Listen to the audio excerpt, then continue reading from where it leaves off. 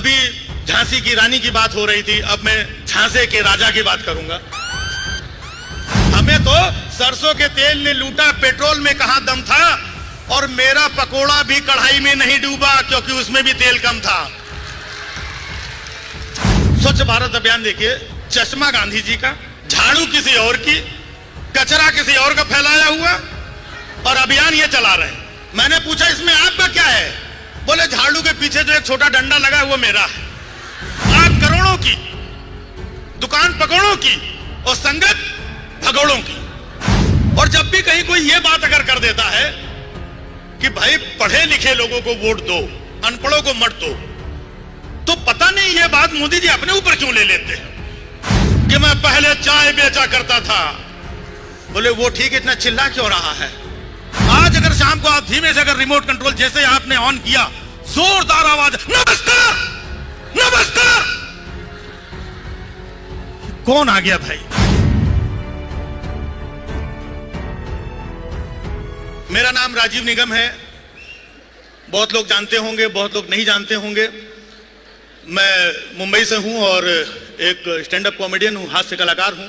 बहुत सारे TV shows किए हैं, और इसके बाद आजकल बहुत कम कलाकार ऐसे रह गए हैं जो सामाजिक मुद्दों पे, देश के हालात पे भी कुछ हास्य व्यंग्य कर सके, क्योंकि उनका मुंह बंद कर दिया गया है, या खौफ के साए में रहते हैं, डरे रहते हैं कि अगर हम ऐसा बोलेंगे तो ऐसा ना हो जाए, ऐसा बोलेंगे तो ऐसा ना हो जाए, ये काम ना बंद हो जाए, उधर ना कोई भेज दे। लेकिन फिर भी शक्ति मिलती है सच्चाई की ताकत से। जब मैं भारत जोड़ो यात्रा में शामिल हुआ तो अपनी एनर्जी को बढ़ाने के लिए आया था, और वहां पर जो मैंने जज्बा देखा, जोश देखा, तो मैं अपने काम को और दुगनी शक्ति से मैंने करना शुरू किया। हंसी मजाक के माध्यम से मैं अपनी बात रखता हूं। हमारे आदरणीय फेकम फाक, झूठों के सरताज, 18 घंटे सिर्फ ये प्लानिंग करने वाले कि कल कहां तोड़फोड़ की जाए, किसका निपटाया जाए। 18 घंटे जो काम करते हैं उसमें से 9 घंटे वो ये प्लान करते हैं कि कल कौन सा झूठ बोलना है, और 9 घंटे वो बाकी का झूठ बोलने में जाता है। अभी झांसी की रानी की बात हो रही थी, अब मैं झांसे के राजा की बात करूंगा। बड़ी बड़ी बातें, इतना कंफ्यूजन, इतना झूठ क्रिएट कर दिया गया है, पूरा झूठ का इतना बड़ा गुब्बारा बना दिया गया, और रोज सुबह शाम झूठ, टीवी पे झूठ, न्यूज चैनल्स पे झूठ, और आपके व्हाट्सएप पे झूठ।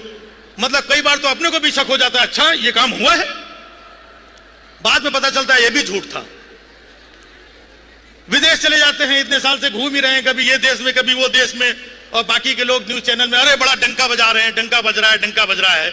हकीकत में क्या होता है वो अपने को पता है। तो एक किस्सा सुना रहा हूं, आप लोगों के साथ शेयर कर रहा हूं, गौर कीजिएगा।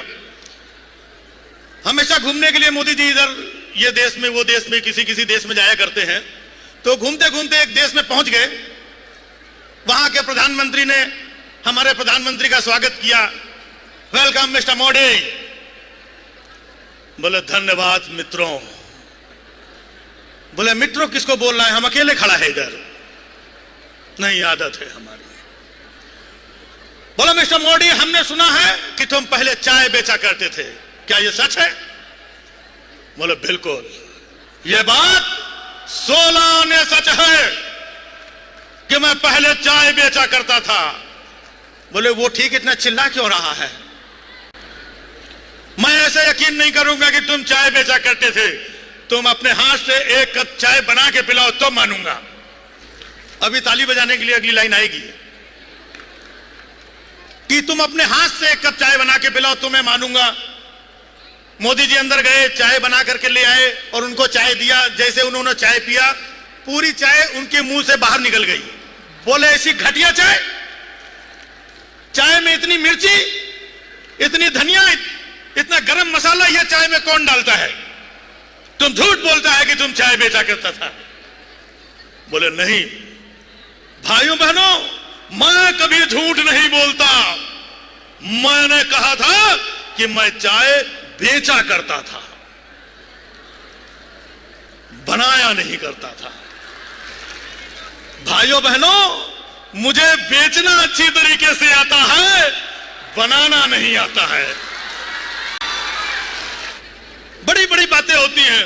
आज जो हालात हैं, आज के हालात को फेस करो, इसकी बात करो। या तो पीछे चले जाएंगे 70 साल या 35 साल आगे चले जाएंगे कि 47 में ये होगा, 50 में ये होगा, 35 में ये होगा, 70 साल पहले ये नहीं हुआ था। तो ये इस तरीके की बातें होती हैं। अभी आपने देखा लाल किले से उन्होंने बोला कि अगले साल मैं फिर आऊंगा, झंडा फहराऊंगा, लेकिन आपने एक वीडियो देखा होगा कि इस साल ही वो झंडा नहीं फहरा पाए। और जब भी कहीं कोई ये बात अगर कर देता है कि भाई पढ़े लिखे लोगों को वोट दो, अनपढ़ों को मत दो, तो पता नहीं ये बात मोदी जी अपने ऊपर क्यों ले लेते हैं। अभी कल आपको पता होगा अन अकेडमी के एक टीचर थे जिन्होंने ये बात कह दी, उनकी नौकरी चली गई। तो जब भी कहीं कोई सच बोल देता है, हिम्मत जुटाता है, तो या तो उसकी नौकरी चली जाती है या वो अंदर चला जाता है। ये खाली काम शुरू करते हैं और शुरू करके निकल जाते हैं, आगे क्या होता है किसी को पता नहीं। आप लोगों को याद होगा शुरुआत में इन्होंने शुरू किया था स्वच्छ भारत अभियान, अभी कहीं दिखाई पड़ता है? उसका लोगो आप लोगों ने देखा होगा, गांधी जी का चश्मा, याद है? गांधी जी का चश्मा बना हुआ है। स्वच्छ भारत अभियान देखिए, चश्मा गांधी जी का, झाड़ू किसी और की, कचरा किसी और का फैलाया हुआ, और अभियान ये चला रहे हैं।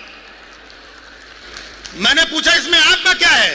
बोले झाड़ू के पीछे जो एक छोटा डंडा लगा है वो मेरा है। मुझे तो एक बार गांधी जी मिल गए बिना चश्मे के, क्योंकि चश्मा उनका स्वच्छ भारत अभियान लोगों में लग गया। बिना चश्मे के गांधी जी मिल गए। मैंने पूछा गांधी जी आपका चश्मा कहां है? बोले बेटा वो स्वच्छ भारत अभियान वाले लोग आए थे, चश्मा लेके चले गए बेटा।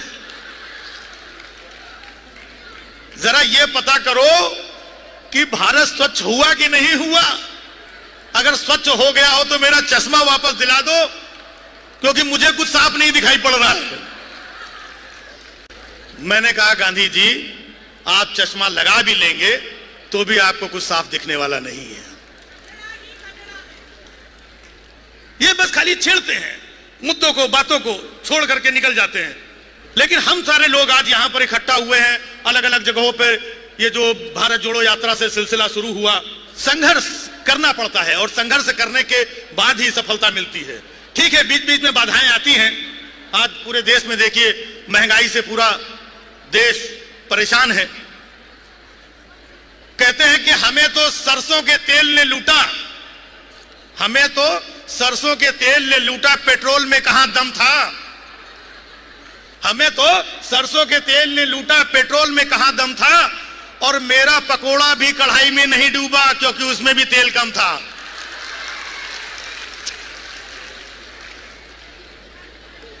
तो ये लोगों का मामला ऐसा ही है, बात करोड़ों की, दुकान पकौड़ों की और संगत भगोड़ों की। हमारे हिंदुस्तान में अक्सर आप लोगों ने देखा होगा, जब कोई आदमी काम करता है, थोड़े से पैसे कमाता है, तो उसके दिल में एक इच्छा होती है कि वो वैष्णो देवी जाकर के आए। जैसे भी थोड़े पैसे आते हैं वो वैष्णो देवी जाकर के आता है। जिसके पास थोड़ा सा ज्यादा पैसा होता है वो गोवा जाकर के आता है। जिसके पास उससे ज्यादा पैसा आता है वो बैंकॉक जाके आता है। और जिसके पास उससे ज्यादा पैसा होता है वो लंदन जाके आता नहीं है। निकल लो वहीं से, तो माहौल बनाया जाता है। बाकी हमारे अक्सर मैं टीवी देखा करता हूं, सब लोग बैठे हुए हैं। मीडिया ने इतना जो झूठ, फरेब, चिल्लम चाली, इतना नफरत का माहौल बना रखा है। सबसे ज्यादा दिक्कत तो इस मीडिया से ही है। क्या क्या बोलते हैं ये लोग, कब क्या बोलते हैं कुछ समझ में नहीं आता। 24 घंटे के चैनल है, कुछ ना कुछ बोलते रहते हैं, झूठ फैलाते रहते हैं। जब भी आप लोग टीवी चैनल शाम को देखें तो एंकर्स भी जो आजकल के हैं वो एंकर लगते ही नहीं हैं। दौर में फर्क देखिए, एक दौर था कितने शालीन एंकर हुआ करते थे। शाम को 8 बजे आप टीवी खोलते थे और एंकर बड़ी शालीनता से आकर के कहता था, नमस्कार, शाम के 8 बज चुके हैं, पेश है इस वक्त की खास खबरें। आज हमारे प्रधानमंत्री 3 दिवसीय विदेश यात्रा के लिए विदेश रवाना हुए।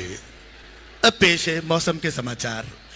इतनी शालीनता से बोलते थे, आज अगर शाम को आप धीमे से अगर रिमोट कंट्रोल जैसे आपने ऑन किया, जोरदार आवाज, नमस्कार, कौन आ गया भाई? आप देख रहे हैं हिंदुस्तान का नंबर 1 चैनल। आप जिस चैनल पे जाओ वही नंबर 1 नजर आता है। और इन एंकर्स को देखिए, इतना चिल्लाते हैं, इतना चिल्लाते, समझ में नहीं आता ये एंकर है, दरोगा है, किसी स्कूल का वार्डन है, जेलर है, ये है क्या? और कई बार आप लोग तो सर संजय जी, आप लोग जाते रहते हैं डिबेट में, उकसाते हैं, आपस में झगड़ा कराने की कोशिश करते हैं कि कैसे भी करके, और छोटे छोटे मुद्दों पे। नमस्कार, आज का सबसे बड़ा मुद्दा है कि जिस तरीके से देश में नेताओं की बदजुबानी बढ़ती जा रही है, इसी में आज होगी सबसे बड़ी बहस। सबसे बड़ी बहस। हमारे साथ में ये मौजूद, ये मौजूद, ये मौजूद। आप ये बताइए कि ये जो आजकल नेताओं की बदजुबानी बढ़ती जा रही है, देखिए मेरा ये नहीं कहना नहीं, आप बताइए। नहीं देखिए, मैं बताना बताने नहीं, सुनाइए आप। नहीं, ये जो नेताओं की बदजुबानी बढ़ रही है, नहीं वो तो मुझे पता है, आप अपनी बात बताइए, बताइए आप। देखिए मैं कर नहीं, आप हाँ ये बताइए मनीष, ये जो कुत्ता मरा है, ये जो कुत्ता एक्सपायर हुआ है, जो कुत्ते की मौत हुई है, जो कुत्ता मर चुका है, जो कुत्ता इस दुनिया में नहीं रहा है, जो कुत्ता हमेशा के लिए फना हो चुका है, जो कुत्ता हमें छोड़ के जा